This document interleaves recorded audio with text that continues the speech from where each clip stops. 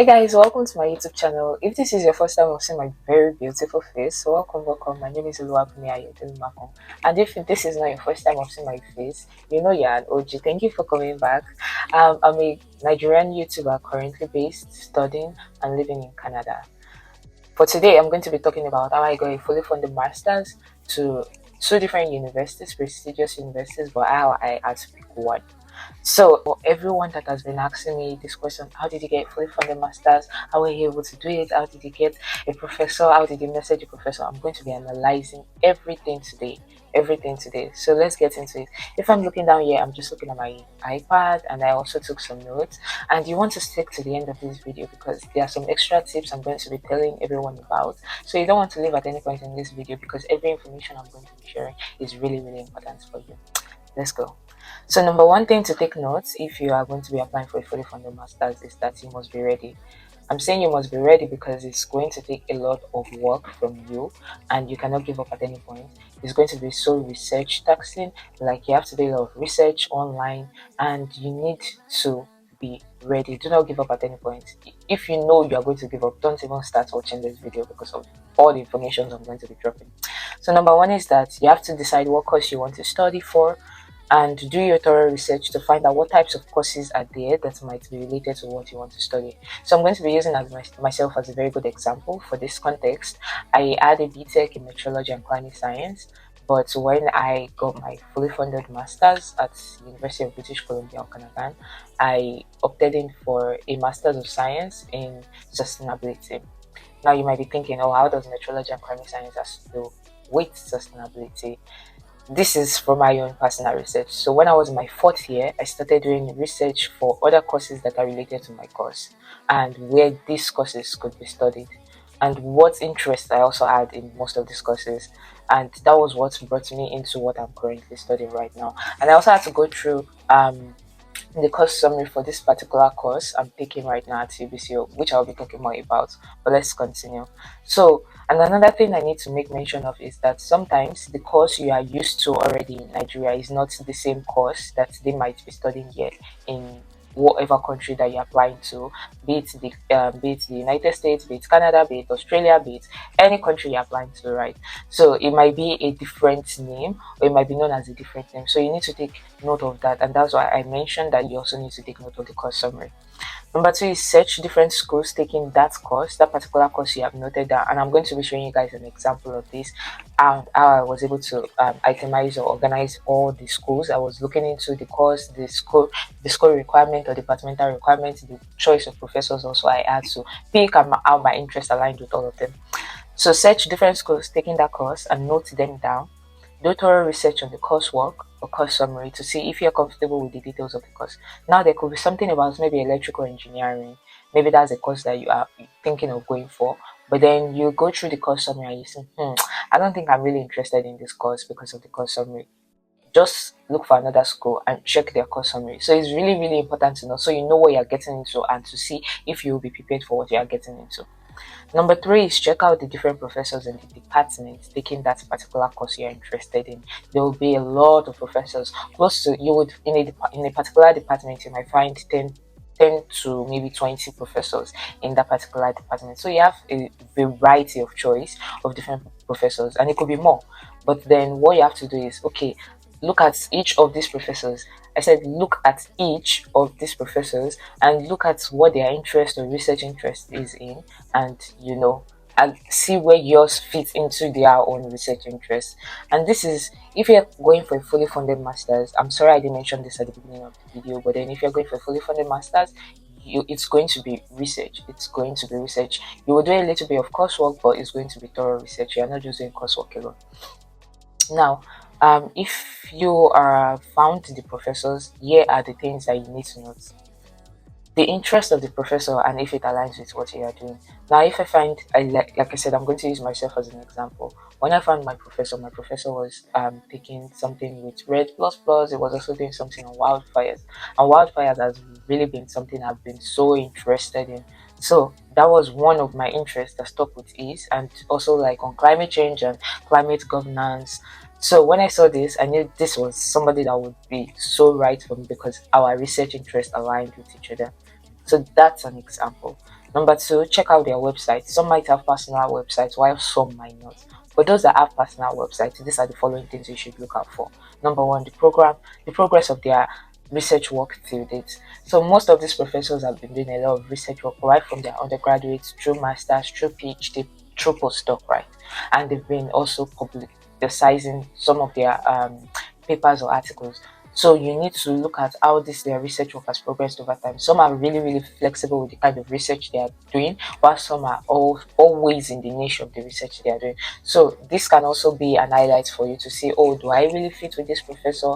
It could be their past work you fit with, and they might be willing to work with you. And it could be their recent work you have, your interest aligns with theirs, and they would also be willing to work with you. So you can't say, right? But if you don't do the research, how will you know? Number two is their publication. You need to search and read. Not I said search and read. You need to search and read their publications. Go through everything they've been writing, and you can filter this by your interest. Your filter will be your interest, right? You can't be reading. You can't say you're interested in electrical engineering and then maybe reading something on medical sciences, maybe how to solve cancer, but then they wrote an article on that. But that doesn't align with your interest. So you have to look for something that aligns with your own interest in some of their publications. Another thing to look for is their research group. Like I said, if a professor has a personal website, it would definitely add this research group there. So you want to look at the kind of people that has been working under him as research students, also as graduate students, and look at their profile. For some, it could be interdisciplinary, like a lot of social sciences, maybe physical sciences, maybe political sciences that could have been working with him. Just look at their profile and see if you can picture yourself also working with them. And finally, their availability to supervise future students. One thing you want to take note of is if this professor is available to supervise future students. Some professors are available to supervise future students, while some will tell you, oh, I'm not available to supervise future students. So please kindly take note of that. For those that will tell you, I'm not available, don't just bother yourself reading or going through all this stress. Just move on to another professor.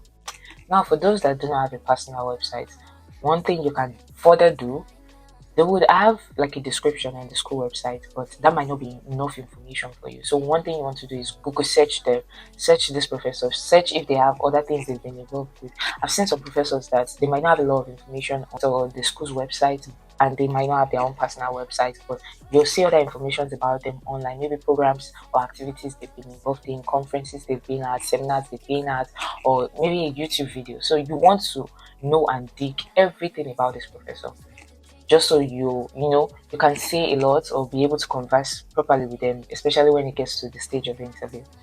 So number two is that you want to search LinkedIn or X, previously known as Twitter, about this professor. So LinkedIn will be your best bet.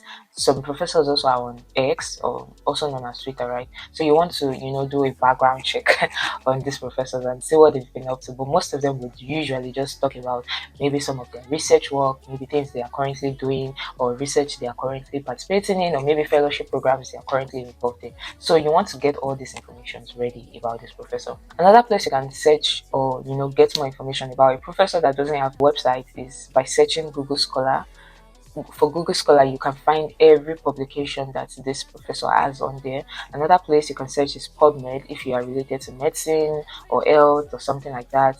And you can check ACM. Also, you need to go through their past publications and their recent publications, because a lot of professors write a lot and publish a lot. So you want to be current and up to date about all their articles and publications. Lastly, you also need to check their availability to supervise future students. This one, I bet you will definitely see it on the school website about this professor. So there are professors that will say, I'm available to supervise master students or PhD students, and some will say, I'm not available. So, like I said, if they are not available, do not bother yourself. One last thing to take note on that point is to take note of all the list of professors. Note them down. Write all these professors down that you have seen and you are interested in. There is a possibility that maybe out of 10 professors in a particular department, you might be interested in 3. Write those 3 down. Now prioritize all these 3. Okay, which one am I closest with? Which one am I closer with? Which one am I close to? So you prioritize them as Professor 1, So this, if there is anything, you're going to be messaging this professor first of all because you really align with this professor. Now take for example, I think for my own, let me use one example I have here. I don't know if you guys can see this on my iPad, but then this was how I was able to organize all the professors, all the schools I wanted to send a message to and or contact all the professors at. So this, let me give an example for one. This was when I applied to the Department of Geography at Vancouver University of British Columbia, Vancouver. So I'm not going to be mentioning the name of the professor, but I'm just going to be mentioning what their interests were and how it aligned with mine. So for the first professor, I categorized it as most preferred, second preferred, third preferred. And so for the most preferred, his current research work was on obstacles to climate change adaptation in the global south. I was really interested in that global south, and I have prior knowledge to what climate change is and also like some adaptation methods and everything like that. And number two interest I had about some of the work he was doing, I summarized some of these points, was effective public engagement on climate change. Now, this was why I selected this because it's talking about climate change. Now, for the second professor, who I was really interested in working with, she had interest was wrestle with the theoretical and historic geographic complications or complexities of environmental politics as it shapes and is shaped by entanglement of state, economy, science, and culture.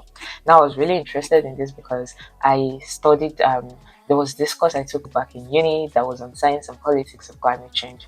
So I knew that if I wanted to switch my career path from physical sciences to more of social sciences, I could do well with the politics also of climate change. And now for the last professor I selected, he was doing something on political economy, political ecology, environmental studies, development sciences, or studies, resource and environmental management. If you see, these are three different professors doing three different things, but my interest or whatsoever their research interest was still aligned with my, I just categorized it according to my priority. For you, your political ecology or political economy professor can come first, and then maybe the one working on circles climate change. So it's just different and it varies, but that's an example I gave you and how to prioritize some of these professors. Now, number four thing to look out for is check out the minimum requirement on the departmental page and start getting your documents ready for that. Now, this is really important because every department requirement is different from another department's requirement, even in the same school. And now, if you get outside of two different schools, their requirements can be different from each other. So, I'm going to give an example of what I mean. I have an example here. So, now for the application process, this is the same school but two different departments. Now, this one says apply online and pay application fee. And I'm going to be talking a little bit about the application fee. Now, there's a possibility that you can receive an application fee waiver, but you need to do thorough research on the school website to be sure that you qualify for an application fee waiver. Now, if you don't, or you are not sure, you've done your thorough, please mind you, I said thorough research and you didn't find any application fee waiver. The next thing for you to do is send an email to your potential supervisor. Now, note that this supervisor must have told you they are ready to work with you. If they've not told you that they are ready to work with you, don't bother yourself about this stage. Now, once they tell you, oh, I'm delighted to work with you, I'm open to working with you, let them know that, and they tell you go ahead with the application process. Because for my own school, when I was applying to my own department, I couldn't send an application in without getting a supervisor. For some other schools it's different, you can apply but you might just need a supervisor, right? But it was compulsory for me, like if I didn't have a supervisor I can't apply to the school. But for some schools you can apply even if you like, it's not tied together, right? Like you can still apply but you would need a supervisor, but it is still your choice, you can still apply to the school. But for mine, I didn't have a choice, I needed to get a supervisor. So when I got in contact with my supervisor and he mentioned he would love to work with me, I mentioned to him that I would need an application fee. So you can mention to your supervisor, and then he told me, oh, he doesn't think there was any application fee waiver because I was not qualified, which I already knew. But I found a particular part on the school website that mentioned that if your staff, a faculty staff or member, can apply on your behalf, then they can grant you an application waiver. And that was exactly what I did. So I sent him the link showing him that, oh, this stated that if a faculty member applies on my behalf or mentions it, then I can get it. And we follow through with that process. So that's another way to get an application waiver, because paying application fee is about 180. And how many schools do you want to pay an application fee for? That's why you need to do thorough research about all this information. information. So number two is submit unofficial transcripts. However, if admitted, you are required to submit official transcripts. I will be talking more about this also. Submit a CV, 3 reference forms or letter. For some schools, they'll tell you 2, for some, they'll tell you 3. And then you also need to note the application date so you know what you are working with and you know how to prepare yourself in order for that. Then for some, they tell you contact the supervisor before starting the application. So it's mentioned for this department that you need to contact the supervisor. For some, they might not say anything about it. For some, you might just need to just mention maybe professors, and not necessarily some you might necessarily need to reach out to them. So moving on, number 5 that you need to note is draft a CV that matches the profile of each professors you are going to be sending a message or code email to. I am doing this video right now because it is not too late for you to start messaging or sending a code email to a professor. We are still in June. So we still have a lot of time because application starts by September all through to January. So now is a good time to start. Don't give up yet. Like I said, if you are not ready, don't even start this video. So moving on, I'm going to be talking about number 5, how to draft a CV that matches the profile of each professor. I'm going to be putting a sample somewhere around here or maybe here to just show you what the CV I sent to my professor, what it looked like then. Mind you, my CV has been remodified, redeveloped, reformed because the CV I sent in 2023 is not the CV I was sending now. So number 1 thing I mentioned was my research interest. That's the first thing most professors would like to see. What are you interested in? How does it align with what I'm currently doing? So that is one particular part you need to always change. Even if you'll be using the same CV formats or templates, you need to be changing that always. Now, number 2 thing is your education, right? Mention if you've had a BSc or BTech, mention it. If you've had a master's before and now you're going for a PhD, mention that. If you've had a master's before and now you want to take another master's or you've had 2 masters, mention it. And one thing I like talking about also under my education is the thesis I worked on and relevant coursework. This is really important. Let them know, even if you are going to be switching from one career path to another career path, let them know you've had prior knowledge to this. So it's not something that is new to you or totally new to you. Now, I also mentioned some summer schools I've been to. If you've been to any summer school that you think would be so related to what this professor is doing, go ahead and mention it. Now, I talked about my work experience and what year to what month I've worked or what year to what year I've worked under this work experience. And if so, for the first one I mentioned I was an intern at the Nigerian Meteorological Agency, NIMET, and I talked about my achievements and some technical reports I worked on. I was also an environmental campaign at my previous school, Federal University of Technology, Akure, and I talked about my achievements. The next thing you need to mention is field experience. For some reasons, a lot of professors like if you have prior field experience. So this is one thing to highlight. I remember when I was in my 3rd year at uni, we went on a field trip, and it was related to what we were studying or my course at that time. So it's a good thing to also mention that. Now, you also need to mention your research publications. If you have research publications, like research that has already been published, good for you. That's a bonus point for you to any professor, right? So you mentioned that, but then for me, I didn't have any research publications at that time, but I already had a lot of research that I had worked on, so I just put in preparation. So to let the professor know, oh, most of this research work I'm currently participating in, I would love to publish them. So that's a bonus point for you if you don't already have a publication. Now, this is also really important. Conference presentation and outreach. I highlighted poster presentations I've been at and what I did and what the topic was on. Some outreach I was also able to attend while I was, an undergrad or when I finished school. And lastly, I talked about some skills and competence and honors and scholarship I've been able to receive, professional development and certifications. This is really important to highlight that you're an all-round student and you're not just somebody that's focused on academia. So some of these certificate or development certifications I took were related to some of the things I was going to be working on for my research, while some were outside that. So just mention it. You don't know what might, strike the professor you're trying to send a code email to. And lastly, I talked about leadership and service. I made sure that all these things that I highlighted are somewhat related to, what my professor was doing. I just mentioned I was the vice president for the National Society of Meteorological Students at my school for 2 years, and or maybe 1 year. Yeah, sorry, just 1 year. And then I also mentioned I worked as a facilitator in ICT at BMO Empowered Girls Summer Camp organized by the CDEV and Office of the First Lady in Ondo State, Nigeria. So just so this professor knows that I'm not just all about academia, but then I also ventured into other things. Yeah, and that was the CV I sent. For I think the next point will be draft a cold email for the professor. So I'm going to be reading raw and direct the email I sent to my professor. I'm going to start now. So the title of the code email was request to join your research group as a fall 2024 MSc student.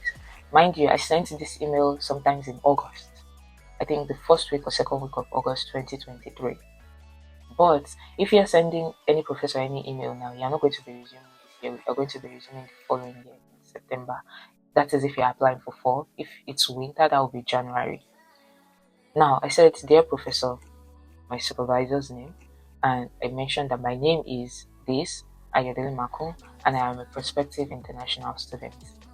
I am writing to express my interest in joining your research group in fall 2024.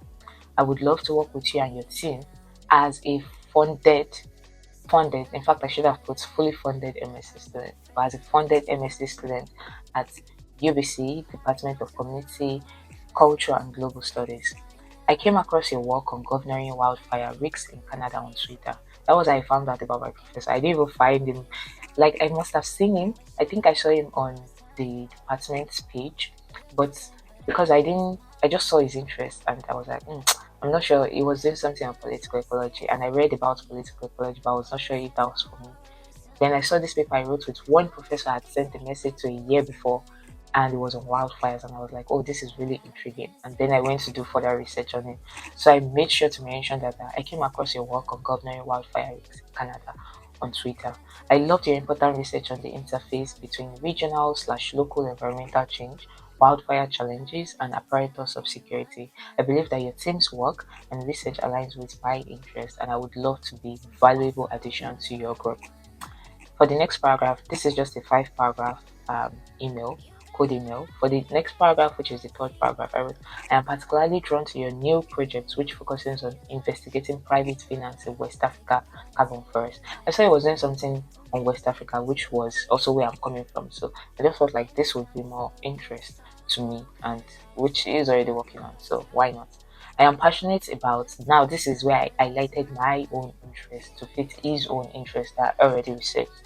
I am passionate about Earth system governance and I have a keen interest in climate change, impacts and resilience, wildfire and security, conservation, forestry, political ecology, REDD+, and nature-based solutions.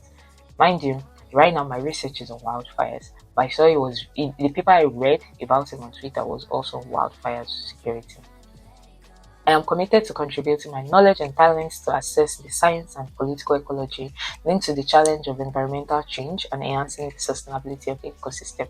I believe working with your team and completing a graduate program at UBC will deepen my knowledge, skills, and competencies and align with my career objectives. Moving on to the fourth paragraph, this is where I highlighted everything about myself, my research, my course that I did at FUTA, and other things, my CGPA. I have a bachelor's degree in meteorology and climate science from the Federal University of Technology, Akure, Nigeria. So you need to state this because not all professors that you might be sending a message to might be from where you are from. And yeah, just so they have the context of who you are. Where I graduated in the top 2% of my class with a CGPA of this out of 5. My undergraduate thesis was on the impact of future climate change on urban thermal comfort in Lagos and Kano megalopolises using Dowskate CMIP6 Earth system models. I also considered policy perspectives by synthesizing their respective climate change responses and action plans. I recently presented this work at the American Geophysical Union first ever Chapman International Conference on Climate and Health in Africa, which was held in Washington, D.C., USA. During my program, I completed a seminar paper on how emerging technologies and informations could inform resilience and address loss and damage in Africa. I have taken relevant undergraduate and professional courses that has given me a foundational understanding of frontier issues, theories, and mixed methods in environmental governance and sustainability. Now, to the last paragraph, I mentioned that I am excited about the possibility of working with your team and promise of first-rate teaching, mentoring, and training at UBCO under your expertise. I believe that my background, skills, and interests make me a perfect fit for your group. I would appreciate the opportunity to discuss my research interests with you in details. I have attached my CV and academic transcript for your review. Thank you for your time and consideration. And I put best and my name and attach my CV and my transcript. So this was the cold email I sent to my supervisor. I'll be putting it also, I think, somewhere here or here. I don't know what side is available on my screen, but that's where I'm going to be putting it. So now I already gave you a template for what your code email should look like, and you can follow this. You don't have to be verbatim about it because we did not do the same thing. We didn't study the same course. So I'm just giving that template so you have an idea of how to reform or reward your own code email to any professor you're talking to. Now, the seventh thing you need to take note of is get your official transcripts ready. If you don't have an official transcript, as at the time you're sending an email to your professor, you need to build one. And I'm going to tell you how I built mine because I started sending emails to professors when I was in my first year. No, when I was in first semester of my final year at school. That's 500 level first semester. As at this time, I didn't even have a second semester transcript for my 500 level, but I was able to build one because I already had some of my results and I just translated that into an Excel format and transcribed my results from 100 level to 500 level. And one thing I also need to mention, or should have mentioned at the beginning of this video, was that like I said, you can't give up at any point when you're doing this because I sent a total of 31 code emails to every professor that I was able to. So, University of Saskatchewan, UBC, UBCO, University of Alberta. I sent a whole lot of code emails. Now, I received some positive responses from some professors. I didn't receive some positive feedback. I didn't even receive any feedback from some of these professors. But this just shows you that if I had stopped at the first one, I would not be where I am today. If I had stopped at the second or the fifth one, I won't be where I am today. If I had stopped at the 30th, I won't be where I am today. So this just shows that you shouldn't give up because 31 professors later, I am currently studying my fully funded master's degree at UBCO. Now, send the code email with your CV and transcript to this professor. I already gave you what the title of the email would look like. And number 9 is that depending on the country the professor is, take note of the time zone. Now, with everything happening in the United States, I know a lot of you might not be able to apply to the United States, but spread your wings. The United States is not the only country that you can apply to. There's Canada, there's Australia, there's Switzerland, there's Sweden, a bunch of other countries.